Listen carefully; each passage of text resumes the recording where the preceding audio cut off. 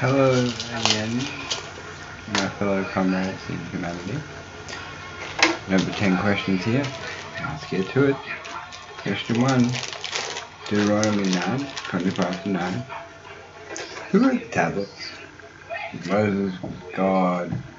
Why is God's mind changed again by man? Like, Moses literally had to go plead for their lives, and now they go again. From wanting to destroy them all to wanting to then make him their chosen people?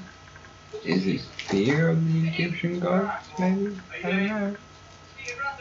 Could be. God already know the answer.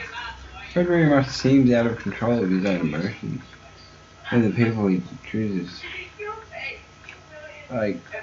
don't do what he says. And he wonders why. Rash kid. So, we are subject to the whim of God, who could at any moment think of us, any of us, as a reason. Reasons we wouldn't even know.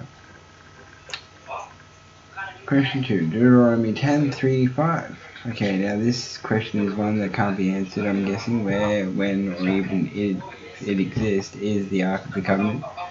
How convenient this thing doesn't exist today, especially it's so important to the promise of God. If you could provide this one piece of evidence, you would convert the world in a day. If it was true to contain it. If so, does God himself not want us to believe at least some of us? Why?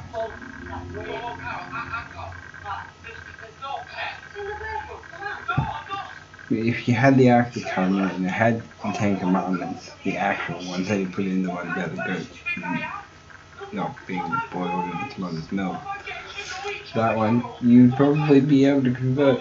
I'd convert. I know I would. That'd be enough for me. Easy done. Boom. Ark of the Covenant. Hey ho. Question 3, Deuteronomy 10:11. Okay, first of all, what are the actual Ten Commandments? Is it the first 10 Moses broke in Exodus 21:17, or is it the ones he put in the Ark in Genesis 34? Like I said, and where they are deciphered from the verses, which are conveniently not laid out in the same format as the first set, which were broken. What rules do you actually follow from Exodus? What is the actual covenant with this man? Is this potentially misleading and a recognition of Moses making a huge mistake? To which I appeal. Please give me this damn ark and prove all this before you claim authority over morals. For no one knows of this covenant properly. Can give someone the ark, please. So, without the ark of the covenant, none of this really makes sense anyway, does it? It just doesn't. Question 4, Deuteronomy 10:17. The implication of this verse implies that there are more gods than just this one. That this God is the greatest and will be victorious over the others. That he will not accept his throne with anyone else for any reason. Is this God declaring war on other gods? That's what it sounds like. It really does. So God wants to win the war because he stands by himself. So numbers. Exodus, Numbers. They're going to use numbers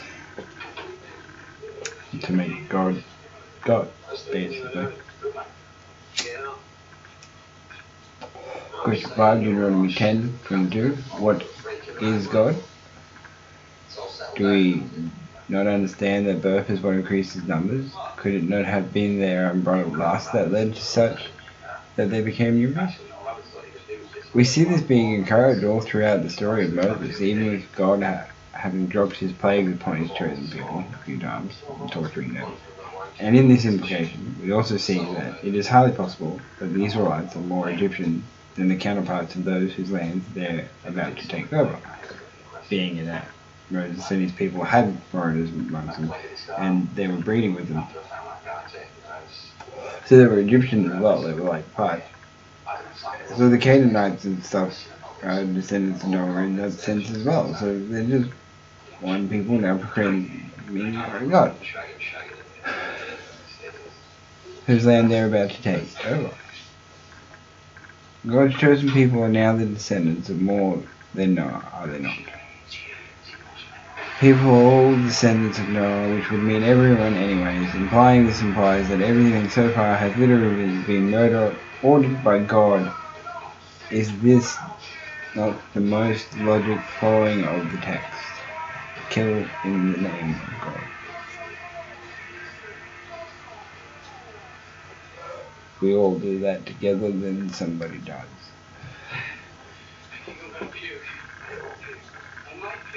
Question 6, Deuteronomy 11:1-7. To all these questions, is the answer not no? Also, this is Moses literally in one decree enforcing education and indoctrination into the children of those who he is talking to. In barbaric times, these decrees have a lot of merit, but should this merit still be enforced in the exact same way when such a wealth of knowledge is at but a fingertip button press away? What do you teach your children now? Should it remain like this, or should we teach better standards? Where has the line been drawn in the sand, and why? Question 7, Deuteronomy 11:16-17. The threat of death and destruction unless you love my God. Simplistic in nature, this law is, but in it holds the key to success of Moses' plan. Your God is yours and no one else's. Worship him or suffer forever. This binds you forever to the belief system that ensures the mass of numbers, simple yet effective, love me or suffer. That's how he's getting his numbers to win the war. Question 8, Deuteronomy 11:23-25. So if you believe in God, you will be victorious. From this point up to now, it's quite noticeable God hasn't done any fighting at all. Even with his promised angel to wipe out their enemies who never did a thing. But it was sheer number that has led to the success of these people. Are they not well aware of this by now? But the fact that the belief in God unites them is the crutch. That's their crutch to keep the mechanism of war constant, and power is it not? Question 9, Deuteronomy 11:26-28. So up to this point they didn't have a choice. Is it Moses' choice to give them this choice? Or is it God's? Why is this so vague? Why are so many gaps left to be filled in our interpretation?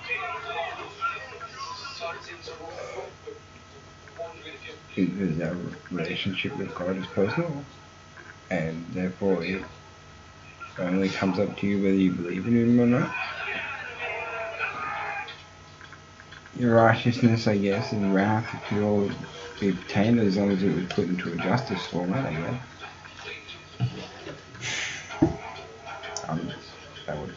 That's a bit of rambling. Question 10, Deuteronomy 12:1-3. There is no other gods, for I wish you to destroy them. There are no other gods, because I need you humans to remove them. How has God become so reliant on the actions of humans now? Did he ever have any power at all? Where is God? Who is he? How quickly he left? How quickly he disappeared? Now need to be led by people. What happened to God? Why did you leave us? Please come back. You're welcome. I put this in here because that's basically where I've gotten to the point of the Bible now. If that is you, you created everything. He's come back. We love you. All of us. Personally.